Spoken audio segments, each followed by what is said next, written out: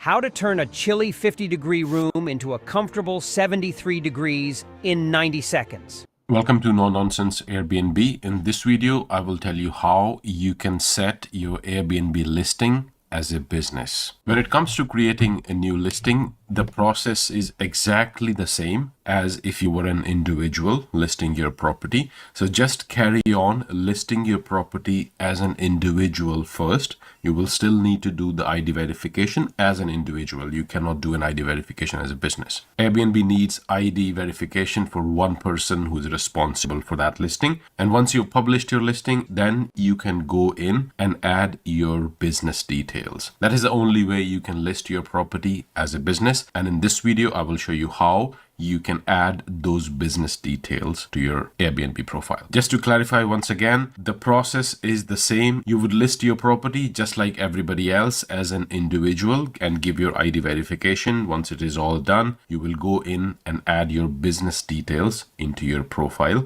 And then Airbnb will display, instead of a host, Airbnb will display your company name when people are looking at your listing. So let's assume you've created your listing and it is now live. Once you are at that stage, you will need to click on the profile image on the top right section and click on account. And in there, click on professional hosting tools. And in here, click on the manage option in front of the company and click on edit your business details. This is where you need to enter all your business details. You can add your name, trading number, VAT number if you have, and all those things. This is all you need to do. You can click on use professional tools. It doesn't really add much. All it gives is the option for you to enter an internal name for your listing, which is only visible to you. In case you have multiple properties, you can give internal names to make it easy for you to distinguish when inquiries come. And this is where you need to add your business details. There is one more thing. If you're VAT registered, you should enter your VAT number as well. For that, you need to go into account once again and then click on taxes here and click on add VAT ID number. This is where you will mention your VAT number. And once you've done that, depending on where you are,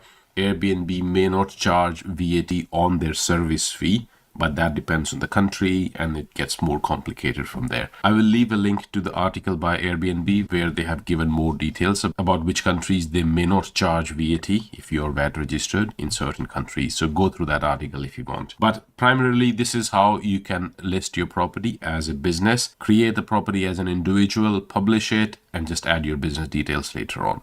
This is all you can do. There is no such thing as Airbnb business account. I hope you find this video useful. Please do like and subscribe to my channel and leave me a comment if you would like me to make a video about something which is troubling you. Until next time, bye-bye.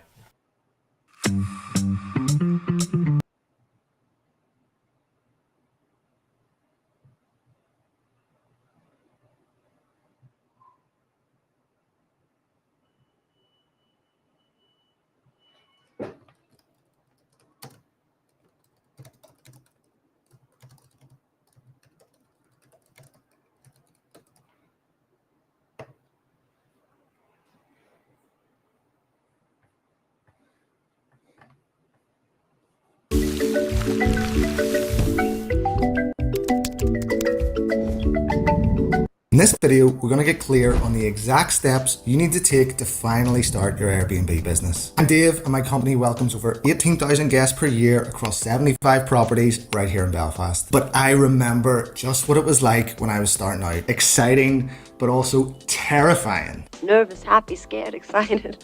Now, I recently asked you guys what was the biggest thing that was holding you back from starting your Airbnb business, and so many of you said fear and uncertainty. So that's why I'm making this video. No more fear, no more confusion, no more excuses. No excuses. I repeat, no excuses.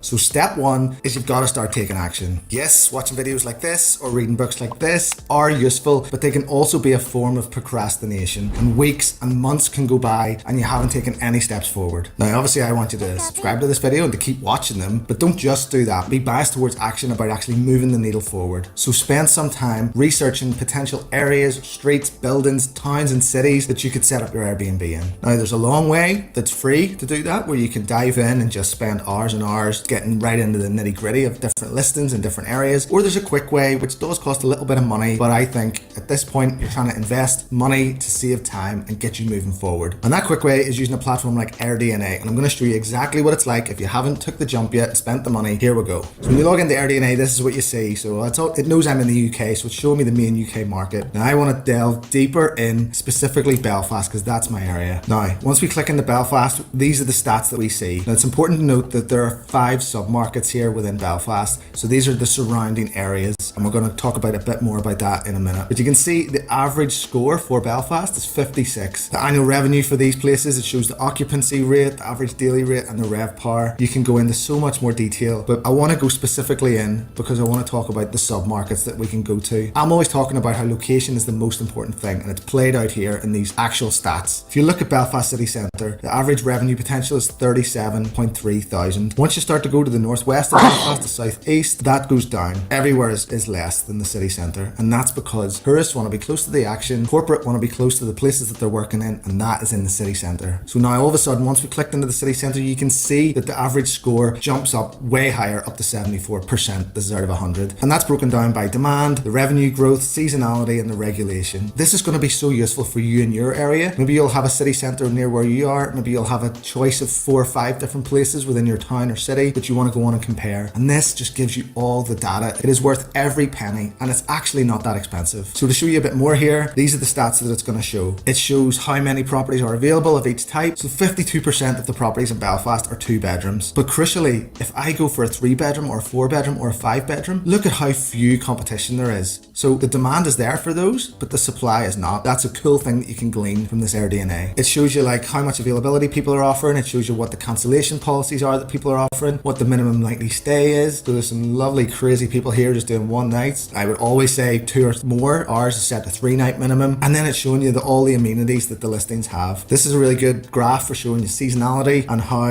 the demand goes up and down. Like I always say, it's down in the winter and up in the summer, and it shows you trends for the future as well. Like there's so much stuff in here. Like I think for Belfast it's like 30 quid per month, so you can go in, spend a full month in here getting all the information that you need, all the research that you need, and then just cancel a subscription, and that's all you've paid. But the real beauty here is when you can actually zoom in to the other listings. It will show you what listings are earning in your area. So here's right into the city centre. I always talk about, if you're looking where is the best location on a map, wherever the word is on Google Maps, you want to be as close to the name of the city on Google Maps as possible. So here you can see Belfast, and oh look, one of our apartments. So straight away it's showing you what our average revenue is for that year, what the occupancy is, and even what our daily rate is. Like it's insane how I can just pull all this together. It's going to save you hours, if not days and weeks of research yourself. I've shown you what's possible in AirBNB, but let me just tell you why exactly that step is so important, especially if you don't have a property yet. The research and the knowledge that you're going to gain from doing that piece of work of looking at the different areas, looking at the different streets and buildings, or even different towns, could be the difference between you having a business that's a flying money-making machine and a business that barely breaks even. You're literally going to be able to use the AirBNB figures to find the best property, the best street, the best type of property, the best size that's going to make you the most money. Now,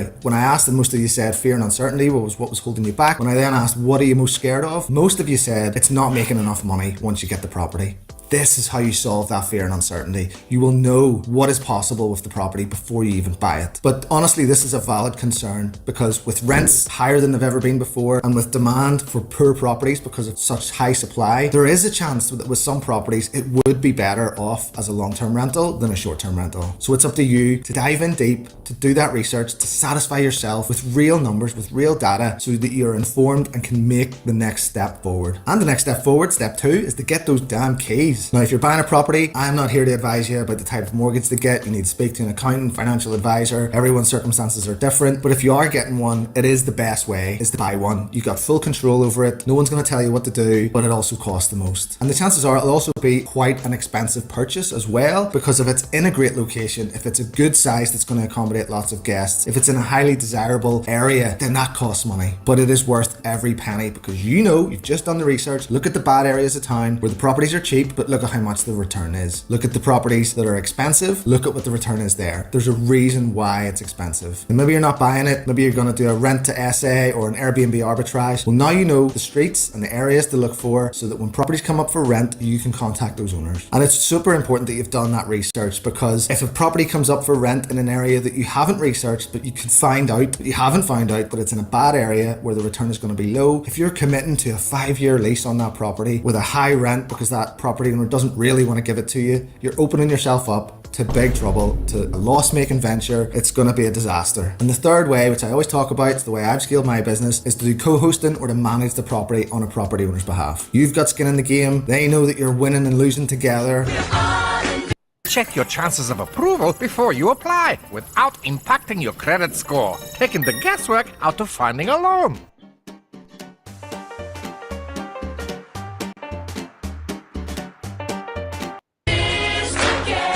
They pay the running costs, they pay the refurb costs. It's such an easier way to grow a business. Now, when you're in step 1 and step 2, your entire world will be consumed with getting the property. You will think of nothing else other than the mortgage, searching for it, looking for new ones that have come on, dealing with the property owner to try and convince them to give you it. It will be all consuming. But one day, someone's going to say, okay, here's the keys, let's go. Let's do this. Let's do this. And then you're like, oh shit.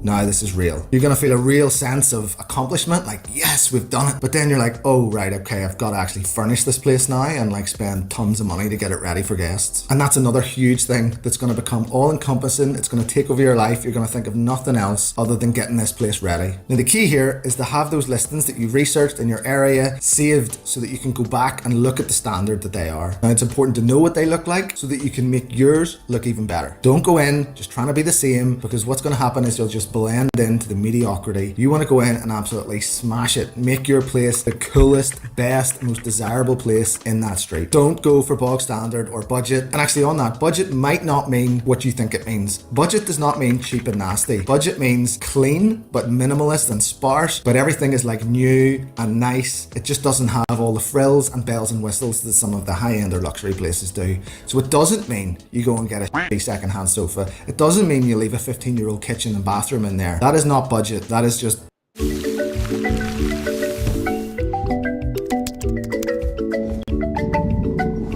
poor. Budget is easy to do in hotels when you literally just have a room and a bathroom. It's very easy to kit out like 100 rooms in a budget hotel to be nice, clean, modern, new, but cheap. But it's very difficult in an apartment or a house because you've just got so much more stuff that you need to cram in. And also on that, I want to go on another tangent here. You know, if people talking about they want to go high-end luxury, you know, those are not the same things. High-end is very nice. Luxury is a whole nother level altogether. I would recommend don't call your place luxury unless it actually is. I'm talking unless you've had like hand-woven curtains from Egyptian pharaoh or something, like the best stuff the world can get. That's when you can call it luxury. But even at that, the type of guests that are going to come and stay in your luxury place, yes, they're going to pay a lot of money, but they're going to have super high expectations. So in my opinion, high-end is a good sweet spot. It's not as much problems as luxury, but it's a hell of a lot higher rates than budget. And when it comes to designing the place, unless you're a professional, try and get some inspiration from an interior designer. Don't just cobble bits and pieces together. Try and have a theme. Try and push the boundaries. Try and make it stand out, but in a nice way, not in some like crude, weird thing that you've just stuck a load of stuff together to make it bold. Like, try and have a plan here so that it's like desirable whenever people are looking at it online. In terms of furniture, don't do IKEA. Everyone has done it to death. If you look at the listings around your area, so many of them are just going to be like IKEA showrooms. There are better options. Think about Amazon, think about specialist furniture websites that you can just get something different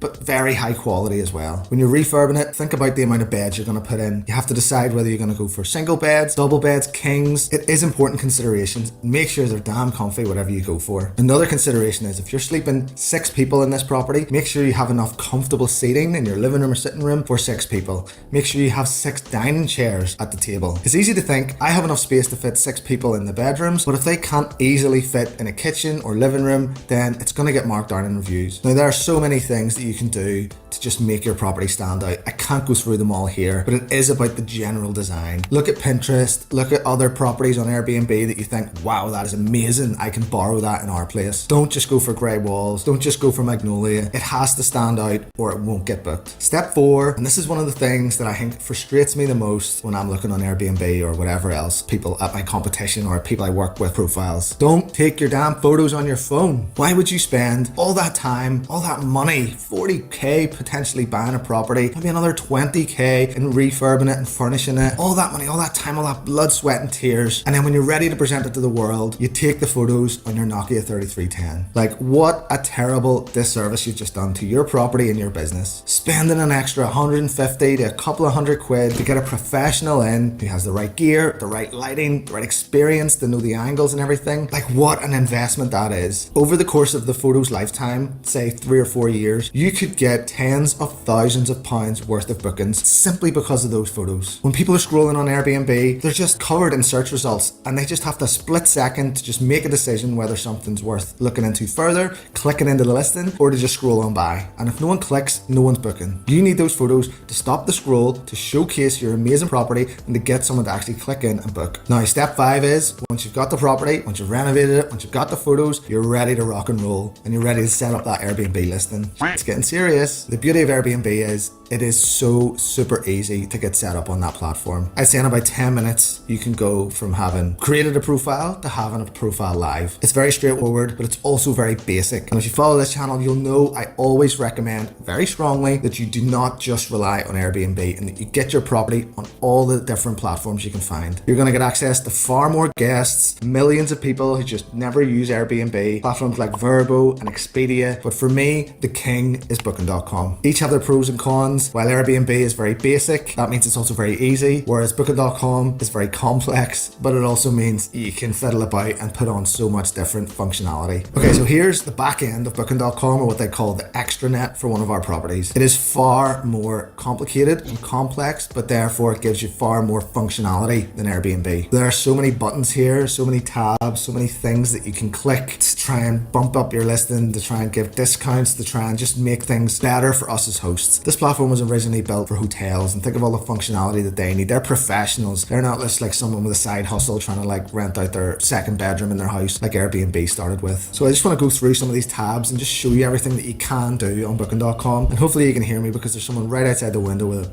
damn leaf blower. So you can set up tons of different rate plans. You can optimize your availability. It knows when like key dates are. You can add in separate country rates. So if we want to give discounts for lovely people from the US or Canada or Australia, we can do that to make it more desirable for them. You can add all sorts of promotions. Now Booking.com are heavy on promotions. You can't really do this with Airbnb. Booking.com really want you to do this because why? Surprise, surprise, it makes your listing on their platform cheaper than Airbnb's or any of the others. So guests book through Booking.com. And there's so many things that you can do for your property page. You can add so many bits and pieces. You can set up your policies. You can set up child rates, all these things. There's so much functionality on this. So this boost performance tab, you could basically rename give more money to Booking.com tab. So all of these things will get you more bookings, but it comes at your expense. Basically, you're either paying Booking.com more money or you're giving a discount to their guests. And the analytics dashboard is really useful here as well. So it shows all the figures that you've had, obviously just through Booking.com. It shows you the demand, the cancellations, your rates. There's a lot in there. Now, this is a lot to get your head around, and I'm not saying that you should be doing this, getting listed on every booking site before you get started on Airbnb. Now, that can be overwhelming, and I'm definitely not suggesting that from day one you need to be on every booking site going. The first step, get your property listed on Airbnb, set it live,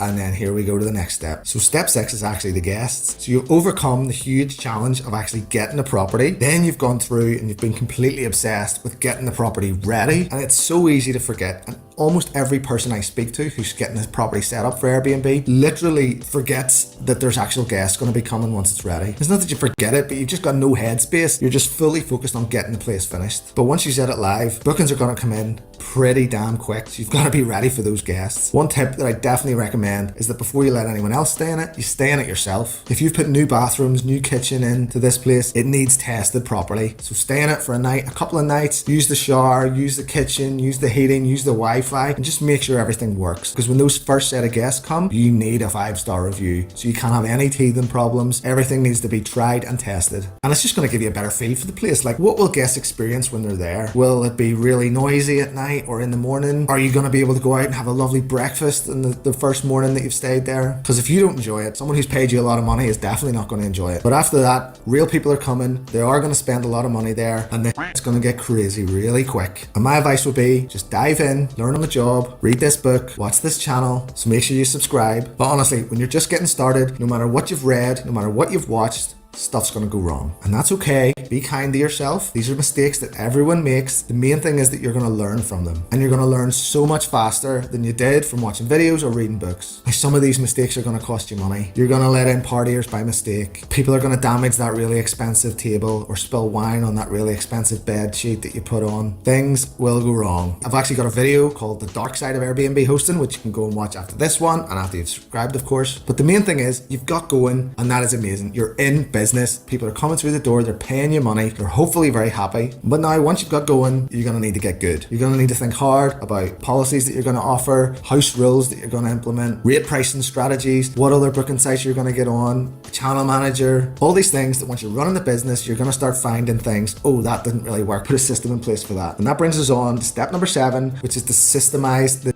out of this. And this is when you get smart. You need to get as many of these tasks off your plate as possible. This won't happen overnight or on day one, but the absolute first thing you need to do is set up some sort of rate pricing software. I feel like I talk about it in almost every video, but this is the key that's going to unlock your property's full financial potential. Having this live from day one means that you don't have to go on the headache learning curve of adjusting rates, setting up minimum stays, discounts for longer stays. All of this just gets done by the algorithm. It lowers your prices to the competitive rate whenever periods are in low demand, and it maximizes it to the highest rates possible that you will never even think is possible in periods of high demand. Quite simply, you've got to do it. If you don't use a rate pricing software like PriceLab, you're a silly host and you should stop watching this channel. The rest of the things you need to systemize can come later. They can take time to bed in. It's good for you to be hands-on, knee-deep in all the crap that's coming at you so that you can see, okay, these are things that I don't like doing and I need someone else to do it for me. It could be guest communication. It could be the cleaning itself. It could be maintenance issues. There's so many things, so many plates to spin in this business that you'll need to do yourself at the start, but then once you've realized you don't like them and they take too long and it interrupts your family time, get someone else to do it. Get an algorithm or someone on Upwork or Fiverr or People Per Hour or tech. There's so many platforms out there to help us hosts. Now, step 8, which is probably going to come after about 6 months or probably a year, is you got to decide, what are you going to do now?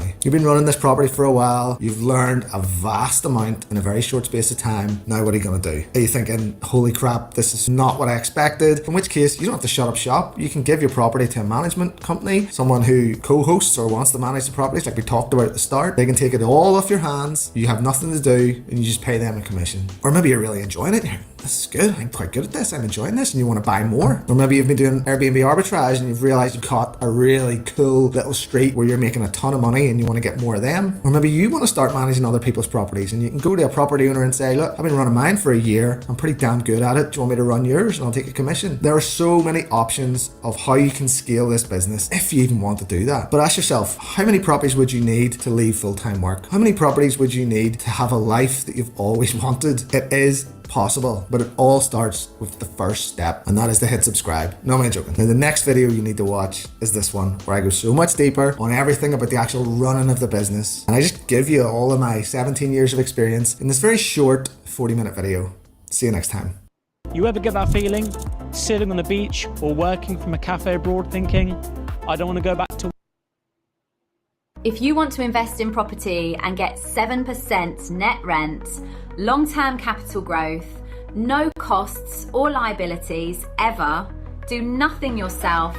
In this new serviced accommodation course, I'm going to teach you how I turn £1,000 into £100,000. I started renting flats like this in Stevenage for £925 per month. I then furnished them and put them onto websites like AirBNB and Booking.com. People on AirBNB were paying me £2,322 for not even a full month. I had around £300 of bills to pay, and then the rest was all profit. I used the profits to then rent more and more properties in Stevenage, Welwyn Garden City, Hertford, Bishop Stortford, and different locations in London. In this course, I'm going to teach you how you can find an area, how to analyze a deal, hidden ways of making money which no one talks about, like using websites like Housing Anywhere, how to pitch to letting agents and landlords. I'm even going to interview people who have just secured deals and ask them their secrets, answer all the top questions people have ever asked me about serviced accommodation, ask the industry's best service providers their top tips, and a lot more. Now, the biggest reason people avoid serviced accommodation is because they think people come and stay for one night at a time, and there's so much work involved in terms of checking someone in, checking someone out. This is how you can fix that issue and get people to stay for months at a time, not one night at a time. So the website you need is called Housing Anywhere. A guest would go onto this website just like AirBNB and Booking.com. They would search a location, so I'll put in London and click search. Now if I select an apartment, so here we have a 2-bedroom apartment for £4,440 per month. Now this is on Beverley Road. If I put in Beverley Road, Hammersmith postcode to get the postcode of the area, which is W42LP. I've then gone on to Rightmove and I've searched all the 2 beds in the area. So you can see at 2 beds going for £2,500 a month, £2,400 a month. This person on Housing Anywhere is renting it for close to £4,500 per month. Now in order to sign up, you can click this button here for analysis. Build a website you love with Wix. For your words, create your brand, your opportunity, your breakthrough. Feeling a vibe? Run with it. From can't look away to gotta have it. Make every detail. So by now we've got to a stage where we've done the area research in terms of who's coming in, the price, demand, so on and so on. And we're pretty confident that this one particular property is going to work, or a property in this area is going to work, or this type of property is going to work. Now it's a case of working out, well, how do we take those properties on? So that's what we're going to cover in the section called Acquire. It's good to have you. So if you want to start off, if you just want to tell everyone where you've got your deal, is there a rent-to-rent deal? Are you managing for someone else? What's the situation with this property? What sort of location it's in? What's the rental? So those details would be good. Okay, yeah. So I'll start off a little bit about that. So I have at the minute 3 rent-to-rent deals, all service accommodation. I'm managing everything myself. I got my first one in January. However, I did take a few months before that to get the first deal. What was the location for the first one? So it's in Crawley. I live in Crawley.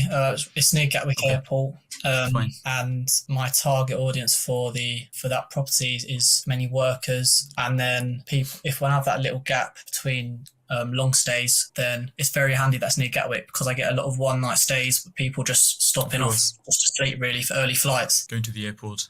Build a website you love with Wix.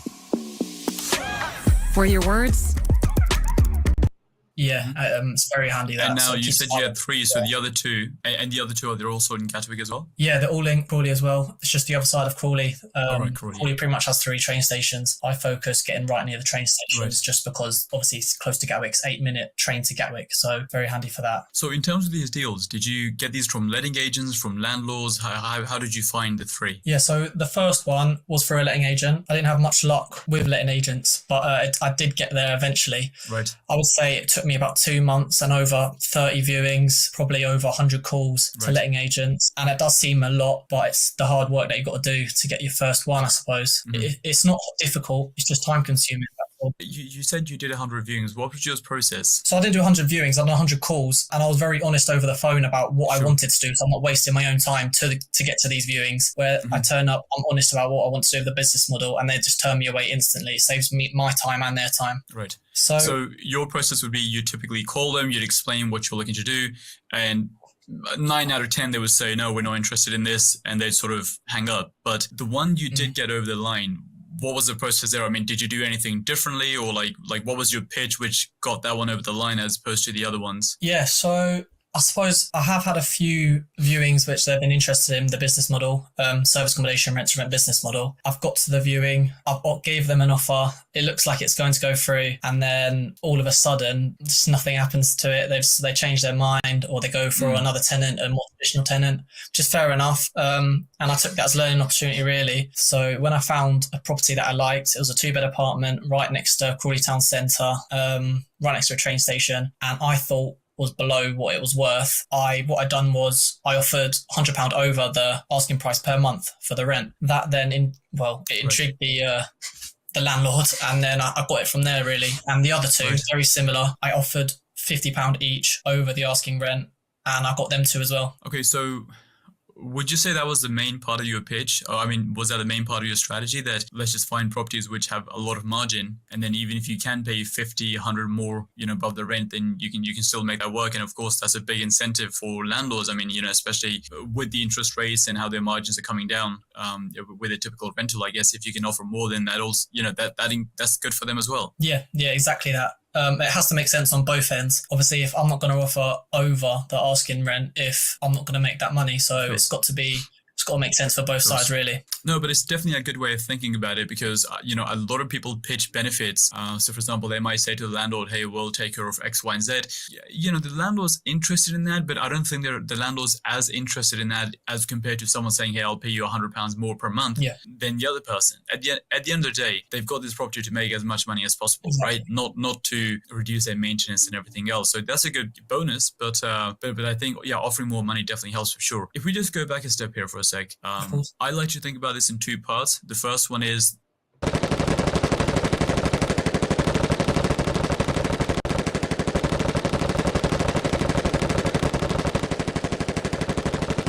pitching on the phone, and then the second one is pitching at the viewing, right? Or we can rephrase that to the conversation on the phone and the conversation at the viewing. What was your conversation on the phone, and what was the conversation at the viewing in order to get this over the line? Like what did you say? What did you not say to sort of make that work? So I'd say over the phone. Say for the first deal I got, it was with the estate agent. I could literally give them a call. I'm honest about what I'm doing. I say, first of all, do you do company lets? If they say no, we don't, then it's okay. Thanks for your time. Move on. If they say yes, then you just be honest with be honest with the business model. If it's for them, it's for them. If it's not, it's not. It doesn't matter. But then what I did do, what is quite a good tip. So on open rent, you're not actually talking to anyone on the phone, and I'm not great at talking over the phone. So I like open rent because you can just message them. So I got a lot of viewings from open rent because I used ChatGPT to write pretty much a script for me on open rent, and then obviously edit it for my needs. And that's how I got my 2 second and third deals, which was through open rent, which I used ChatGPT as a script for me. Right. So hold on. So the ones on open rent, were they also with letting agents? No. So the 2 on open rent, my second and third, they were with a landlord. It's landlords, now this landlord. Yeah, he's got quite a lot of properties, and it was for him. So it works for him, works for me, and he's it worked.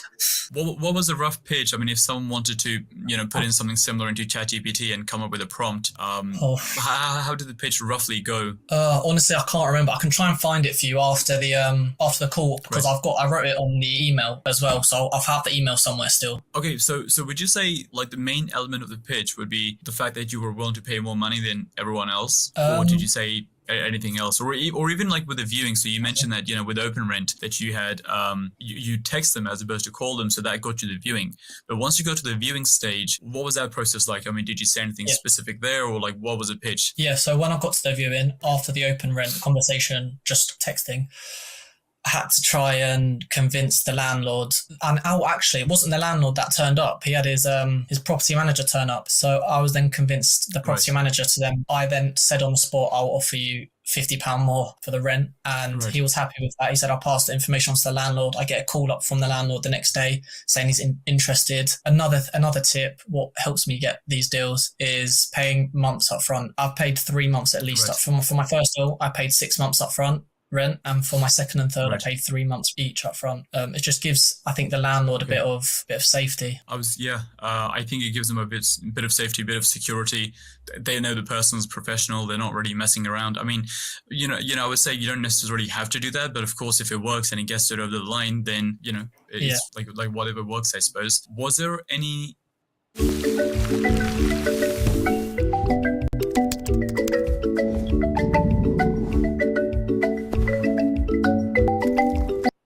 either from landlords or from letting agents, did you have any pushback at any points? Like, did they press on anything like, hey, we don't like this, we don't like that, which was a bit of a stumbling block? Yeah, so I have had quite a few. Okay, for the first deal, I've got everything over the line. I've literally about to sign the papers, and the letting agents call me saying, oh, the landlord, he's okay with everything. He's just not too happy he doesn't want one night stays through Airbnb. And that was, I had to convince him that it's not just people partying, it is people staying for one night. One night stays are actually the best for them because they're not using anything. They get a takeaway. Everything just goes in the bin. The bed's clean. Everything's so easy. They're just catching a flight. But that was the roadblock. I've overcome that. It was quite easy. I'm trying to think of another one. Oh, so that person was happy with that? Yeah. So the landlord's then okay with that. We now have a good relationship with that landlord. Well, I say I have a good relationship with the landlord. I've never spoken to him. I've only spoken to the letting agent, and he's always dealt with it. But yeah, in the sense that you have a business relationship whereby, like, you're paying the rent every month, they're getting their money, and so it's a good business relationship, I'd say. Yeah, and it was quite a lot to do with luck. I've been through quite a lot of letting agents, and this one letting agent that gave me my first deal, it was quite an odd thing for them because they're actually based about 40 miles north of Crawley. They just happen to have one property that they have in Crawley. So I managed to get that off them. And I suppose if they had many other properties in Crawley, I'd be getting a lot more of them. But they haven't had any more yet. So I suppose you just need that one bit of luck, that one person to say yes, and then it can just boost your business from there. Yeah. Or the other thing you could consider is, wherever the letting agent is based and where they do have more properties, if you are ever to expand into that area, then you wouldn't have to go and pitch there either because, once you've got one letting agent on board, it makes life much easier. Exactly. I think you're in a good situation because you have a letting agent on board who has a lot of properties, and you have a portfolio landlord on board who potentially also, might have more properties coming up in the future. And if you're willing to rent more, then that's an easy decision for them as well, rather than finding new people, they can just come back to you again. Exactly. I'm very looking forward to the future of what both these landlords can give me, really. I hope I can work with them closely. Sweet. So I guess the main takeaways are just be as transparent as possible so you don't waste your time. See if you can get more money up front in order to, build some trust, build some security there. Yep. And if possible, offer another £50, another £100 a month, and that might just get you over the line. Yeah. Gemini and Gmail can help you summarize long threads and suggest brilliant replies faster than it took me to sit for this portrait. Honestly, That's what I'd say. It's worked for me. I'm not sure it's going to work for everyone, but the deal has to make sense. If you can offer an extra £100 and it's not going to affect your profit margin, do it. Yeah, no, I completely agree with that. Any other final tips when it comes to pitching or just negotiating or anything to do with getting a deal over the line? So everything else, systems, processes, I don't think people find as difficult, but it's just getting that deal over the line is the challenging part. Yes, contracts. That's another roadblock. I had contracts. My first deal, luckily, the letting agent had the contract. They've dealt with another company, rent company, that have, and so they just used their contracts on me. And luckily, I've copied that contract, used their amendments for my future ones. So, but I'm not sure to get the first deal. It was very difficult for me there's nowhere online where you can find a free copy, I don't think. Obviously, I've seen on your website you have got one. I think it might be the one on my website might be a management agreement, or it might be a corporate let agreement. I can't remember which one it is. But yeah, I do say to people, just read it and check it out and make sure it sort of fits the purpose for your deal as opposed to something else. But overall, I think it should be okay. But no, that's mega helpful. I think if people use those tips and tricks, I think it will definitely help them get the deal, get something over the line. And I think the most important thing you probably said there is you had 2 months of not getting anywhere before you actually got one through. Yeah. I think that will naturally happen with everyone. It's like same thing. Most people I speak to, they go through that period of saying the wrong things and not being very confident on the phone and everything else. And I think you pitch 10, 20, 30 times, and by the end of it, you sort of get the hang of it. But you have to get to the 10, 20, 30. It's not going to happen on the first one or the second one. So exactly. I think if someone did all of that, it doesn't necessarily guarantee that they're going to get something over the line, but I think to your point, it sort of stacks the deck in their favor. The more things you can do to stack the deck, the better it's going to be in that situation. Yeah, what you've just said actually has just reminded me of a tip, maybe for people trying to do this, is get confident calling people and speaking to people on the phone and pitching to them. So maybe go for a couple of deals which you don't actually want, but you want to practice that pitch, because when the time comes that you do want this property, you can't be mumbling on the phone, you can't be fumbling the pitch. You've got to be confident with that. So maybe practice, and then for real, when the time comes, you should be confident. Yeah, no, I say the same thing. So if you're looking to do deals in Birmingham and that's your area, call up every letting agent in Manchester and just pitch. Because, when you're calling Manchester, you don't have the same pressure because you don't care if you get the deal or not, because you're not going to go to Manchester anyway. So it doesn't matter what you say. I say to people, just say the silliest things, like just say, if they say no, just say, well, I'll give you 1 year rent in advance. If they say no, just say, I'll give you 2 years rent in advance. It's not because you're going to do it. It's just more so just to get used to going back and forth, negotiating, sort of thinking on the spot. You mentioned that you just paid another £50. And I would say, that was just on the spot thinking, right? I don't think, based on what you said, I don't think you went into it thinking, well, maybe if I pay another 50, maybe I do this. But what's the difference between a hedgehog and the Houses of Parliament? With a hedgehog, all the pricks are on the outside. I do not want you to be putting your financial... Obviously, you said it there and then. And I think a lot of that just comes down to, once you get used to just speaking to people and just just thinking on the spot, it's going to make your life much easier. Yeah, exactly that. And I wish I'd done that, call different letting agents in different towns, because I burnt bridges just from lying on the phone. I remember my first viewing, I just lied saying, oh, it's for me. I turn up, oh no, it's for my company. I'm running an Airbnb business. And then I remember calling them back. They recognized the number and they just weren't having any of it. Yeah, of course.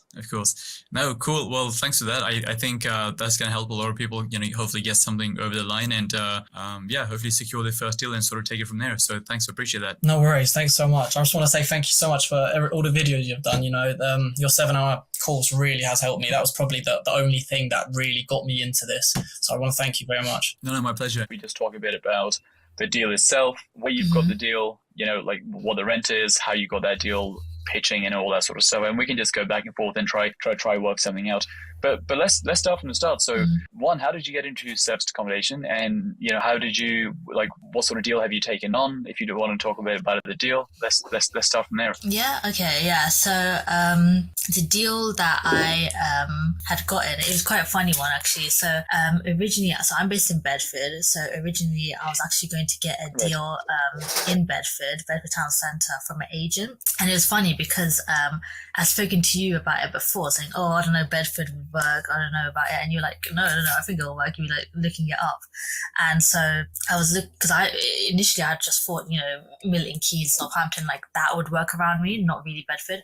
But I did the numbers. I actually, I think I used your deal analyzer that you have available to figure it out. And it did work. The only thing is, it's because I am doing everything by myself and I am full-time into property, new to property, which I think a lot of people don't realize when they first go into property. They're like, I'll quit the job, I'll do this, and I'll delve straight in. But the thing is, you have to think about the paperwork, and that you don't realize that at the time. So when I was trying to secured it was just the referencing that I knew I wouldn't be able to pass, because you need a guarantor, things like that. And for me, a lot of people can go move forward with it when they have a guarantor, but for me, living in a second generation immigrant household, I don't have a parent that's been a teacher for 40 years. Right. So the odds were against me. I've gotten the pitch down. I was able to secure this one. I'll be able to get another one, but this time I need to go through a vendor.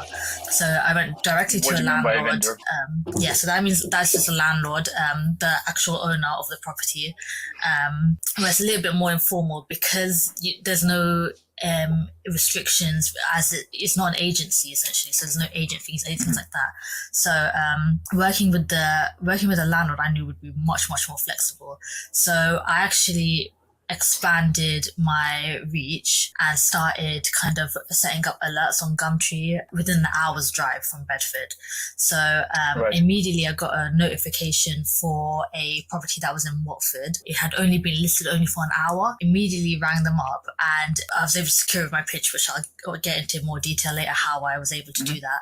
And went to the viewing literally the next day. And I think this was the first bank holiday of this month of May.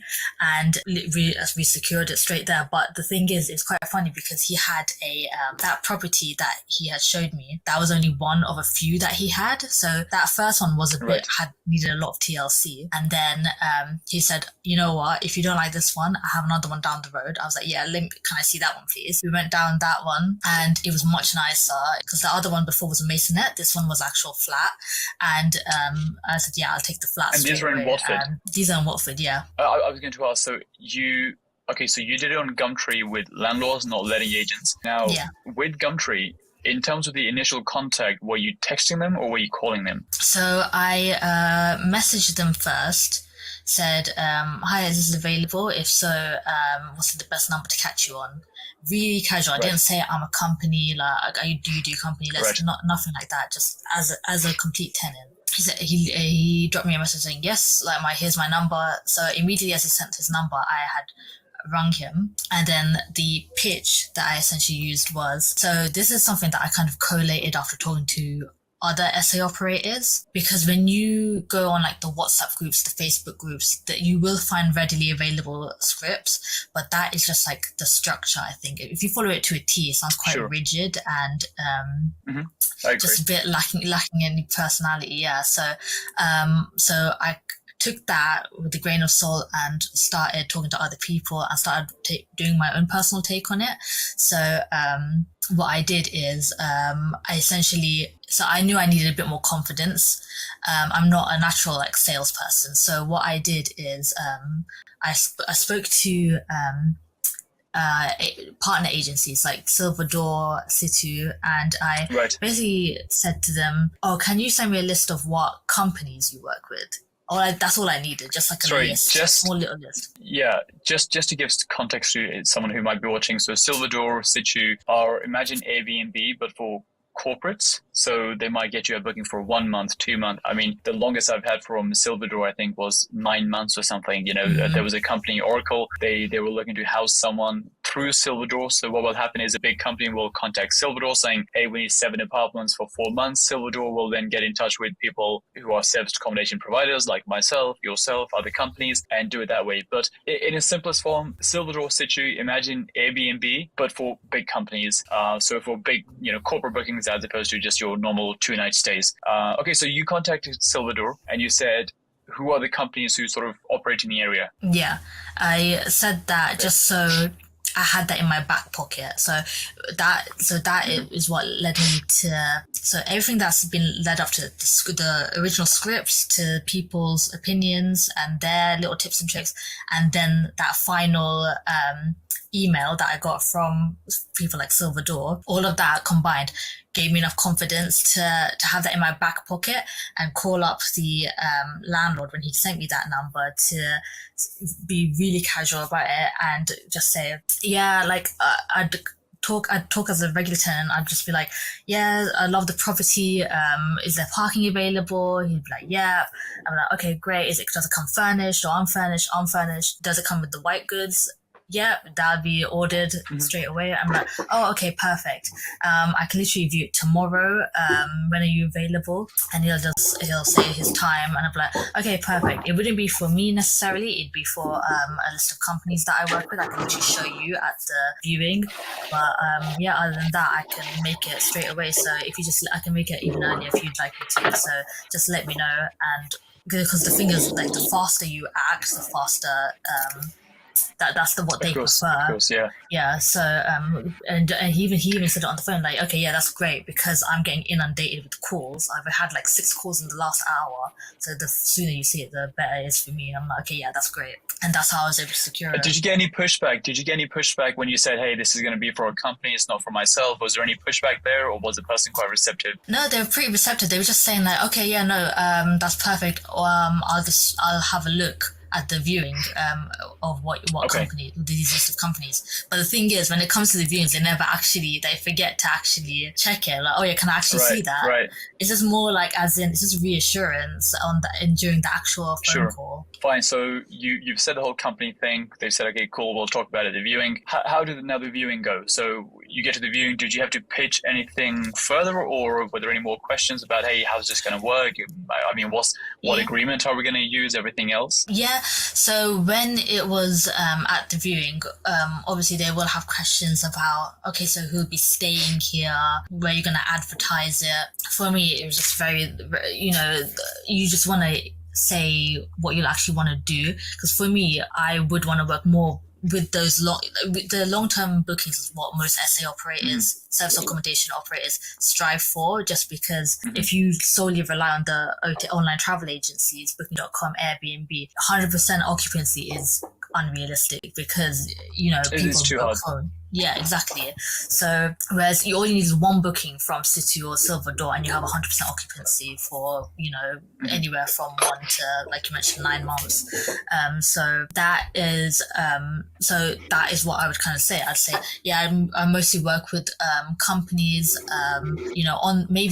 for the small little gaps for the 1 or 2 days, there'll be, that would be then Airbnb and booking.com will be used to bring in people.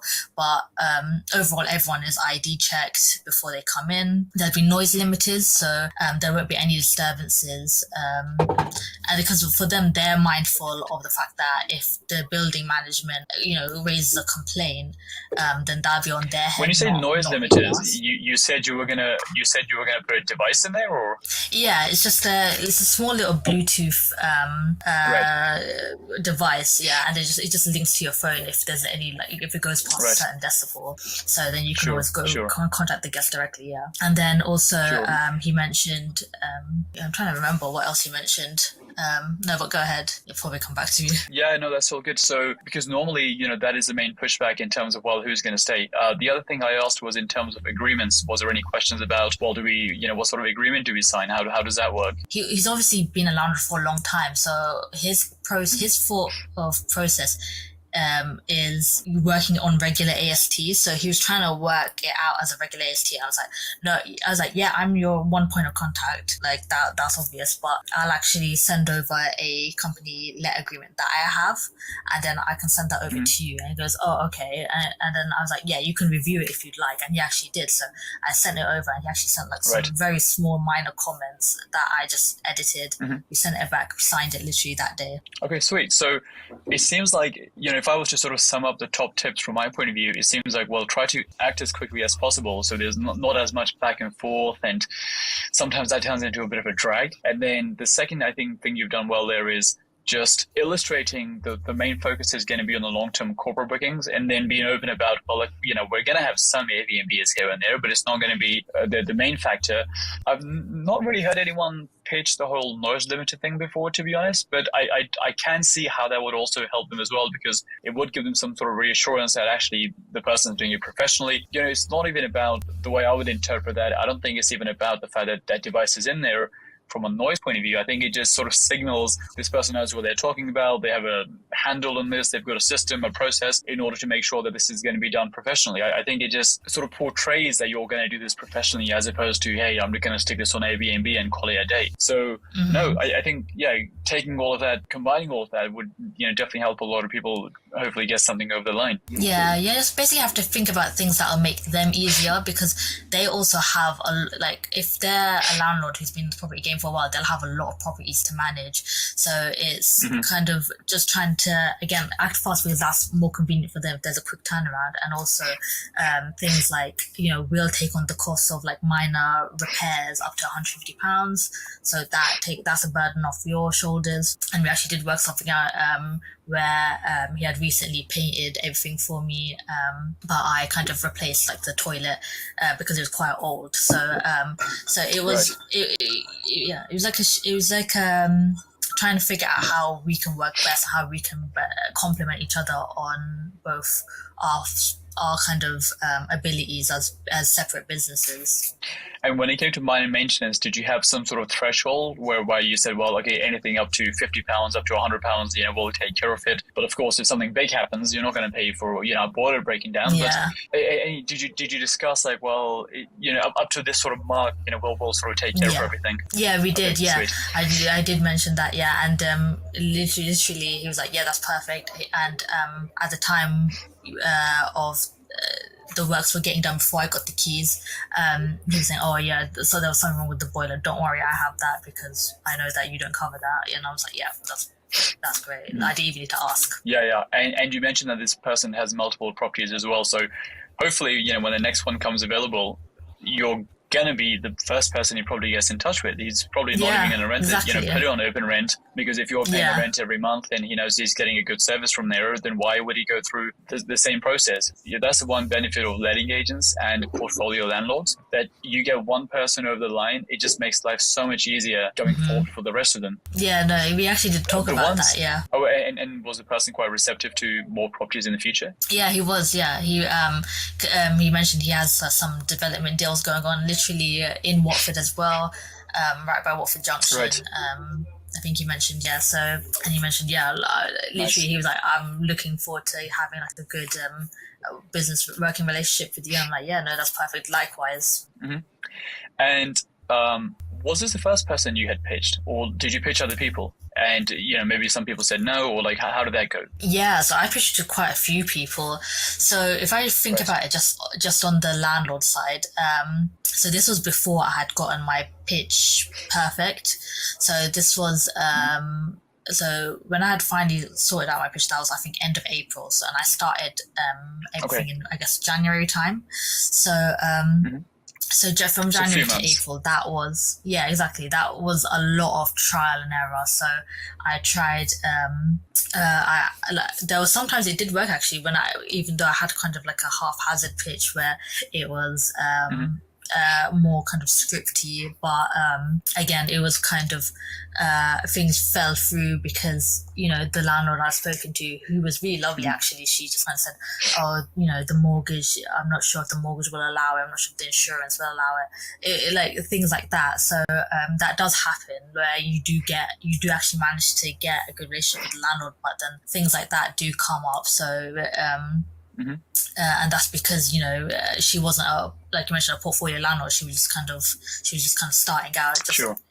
So that was one of those things that were a little bit disheartening. But it was nice to know that it gave like a beacon of hope where it's like, okay, I can do this. I just have to keep trying. A lot of times when you speak to landlords and you do pitch them, because a lot of people are doing service accommodation, it's becoming a very saturated market now. And when I spoke to landlords, they'd say the same thing. We're like, "Oh, do you know how many calls I get a day about this?" And I'm like, "Okay, no worries at all, don't worry." You don't want to be the pushy sales guy, like trying to put your foot through the door, like force it in. You want to. My whole kind of approach is to think about what works best for them and try and pick up on those things.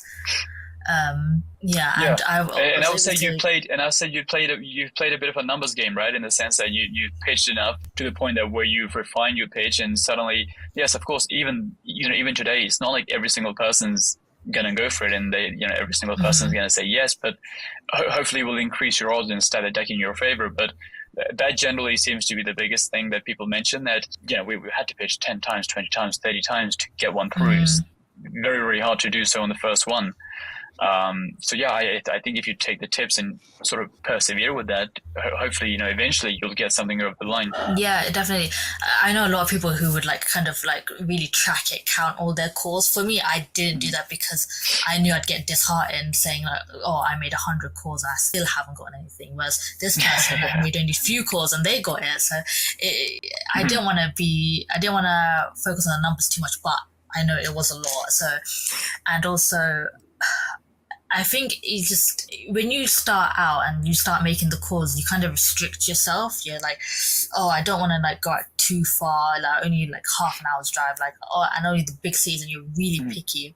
And you go on AirDNB, which is a AirBNB kind of measurement metrics kind of tool, and you go on that and you kind of take it as Bible. You the calendar for this one isn't so booked, but you have to kind of think logistically, where it's not all the figures will be there realistically, and you have to think about if you think about if it's close to transport links, if it's close to the amenities, and if it's the outside, you can just tell it's a good area. All of those things, 90% of the time they will work. So even if, like, say for example at Airbnb, you go on there and, this person, that same area, their bookings seem low, it's probably on them. They're probably not managing it correctly or things like that. So you have to take on all these variables and not be trapped in a box when you're trying to make those calls, because a lot of time I would blame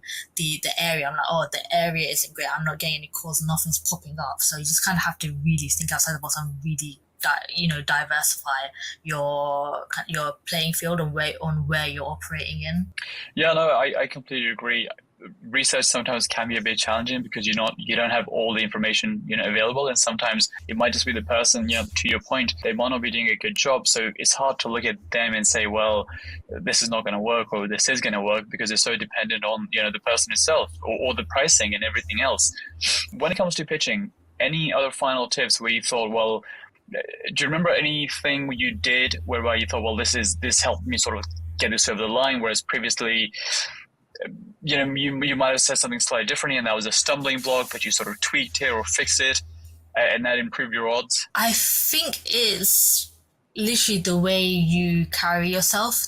The delivery means a lot. Like, it doesn't matter, sometimes it doesn't matter what you say, as long as the delivery is really good, you will win that other person over. And you have to act as if like you've done it 1,000 times before, as if like you've already made it. Like when I spoke to the landlord, like, so how many do you have? I'd just be like, I kind of act as if I've done it a lot, but also be honest. Be like, well, this is my first one by myself, but I've helped out on a few other ones in the past, so I do know. So I've seen it in real life. I've had it in practice. So it's not lying, but it's also being able to really kind of fake it till you make it as well. It's like a balance of both. So I tend to say to people that what they should do is, if they're looking for deals in, let's say, Bedford, they should call, I don't know, Birmingham and speak to every agent in Birmingham, just to get that tonality right, and just to sort of get that confidence, in your voice, that if someone throws a question back at you, you're not going to, crumble at the first step and sort of just cave in. If someone says, well, how does this work? Then you should just naturally be able to pull an answer out and, just make something up there. Not make something up, but like make up a response which is sort of fitting.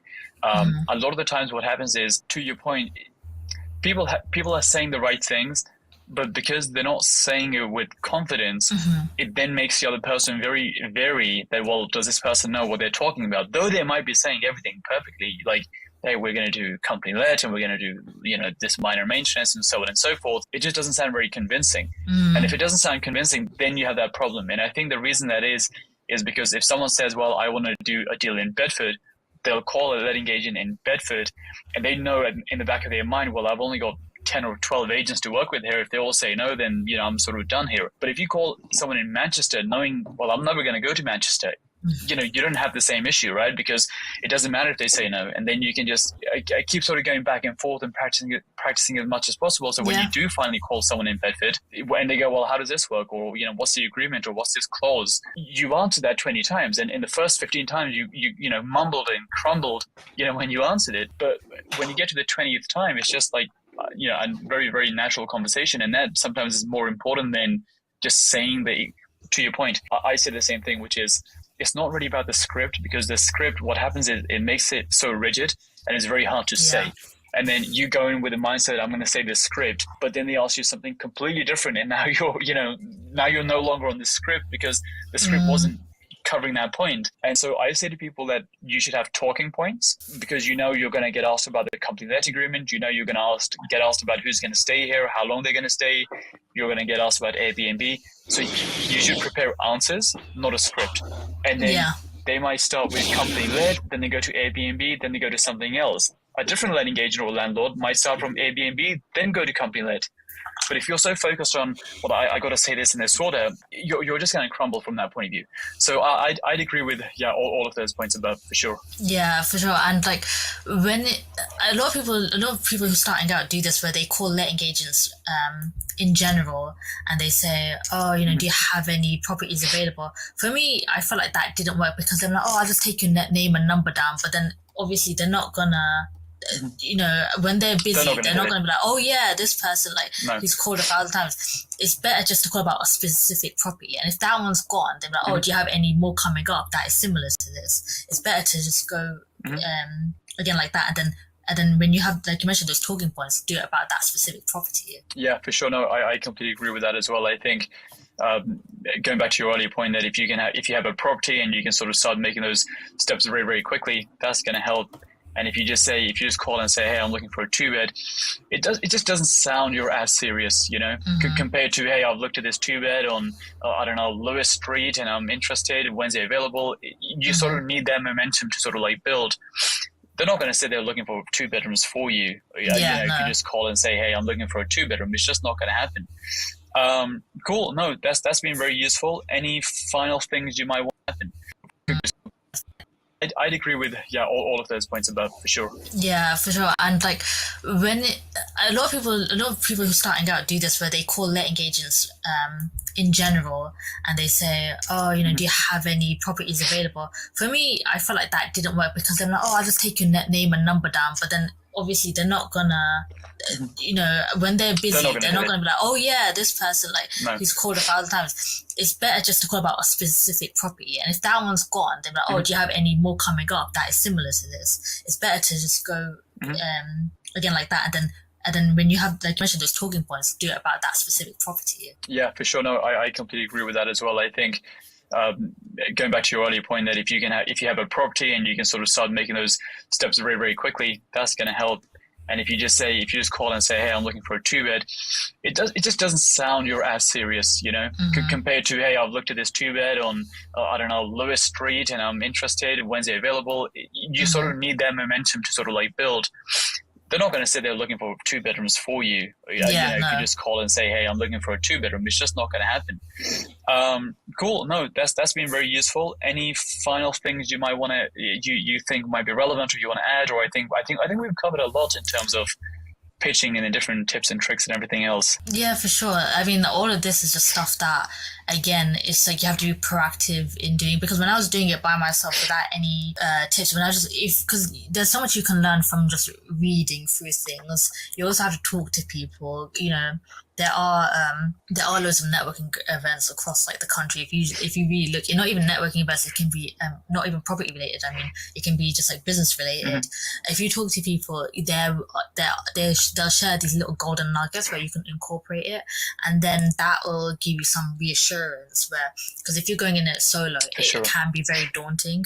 And then also, if you need that confidence boost, which I needed, which is why I went to Silverdor and City and got those list of companies, because literally, like I mentioned, half the time they're not gonna ask you, like, yeah, can I actually look at it at the viewing? It's more that when you're saying it honestly on the phone, oh, I do actually have the proof. I actually have these businesses that I work, and I can literally show you.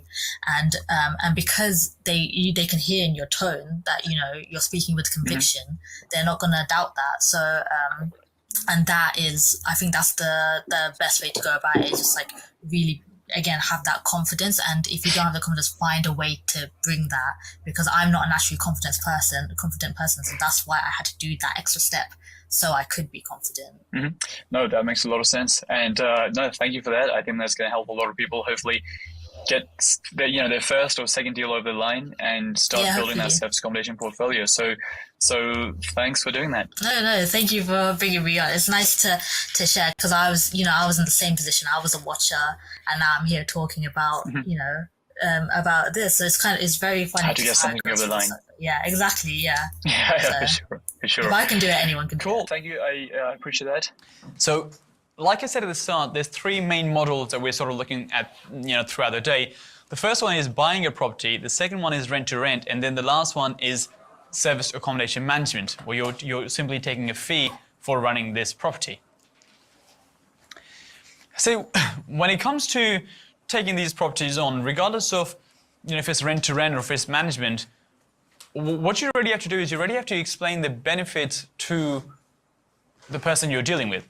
So if you're dealing with a landlord, you have to tell